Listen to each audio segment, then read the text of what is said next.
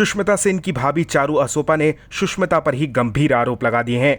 चारू और सुष्मिता सेन के भाई राजीव सेन की शादी अब बिल्कुल टूटने की कगार पर पहुंच गई है।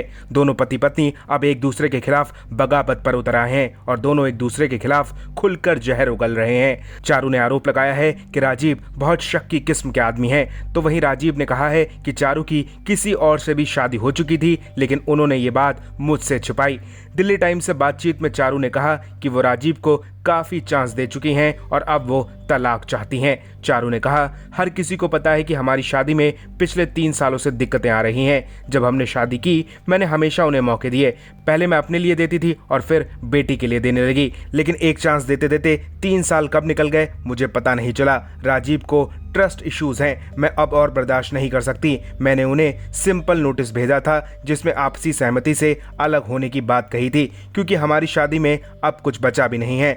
मैं अपने रास्ते अलग करना चाहती हूँ क्योंकि मैं नहीं चाहती कि मेरी बेटी इतने टॉक्सिस और अब्यूजिव माहौल में रहे। चारू ने यह भी बताया कि राजीव उन्हें बेटी की तस्वीरें सोशल मीडिया पर भी पोस्ट नहीं करने देते। उन्हें लगता है कि बेटी को बुरी नजर लग जाएगी। चारू ने यह भी कहा कि राजीव की मां और उनकी बहन सुष्मिता सेन भी उन्हें इस बात के लिए सपोर्ट करते हैं। चारू का कहना है कि राजीव ने उन पर आरोप लगाया है कि उन्होंने अपनी पहली शादी की बात उनसे छुपाई, जबकि चारू के मुताबिक राजीव पहले से ही इस बारे में जानते थे। वहीं इन आरोपों पर राजीव का कहना है कि चारू ने अपनी पहली शादी के बारे में किसी को नहीं बताया था। उन्होंने अपनी शादी की बात को सबसे छिपा कर रखा, इसलिए उन्हें इस बात को जानकर शौक लगा।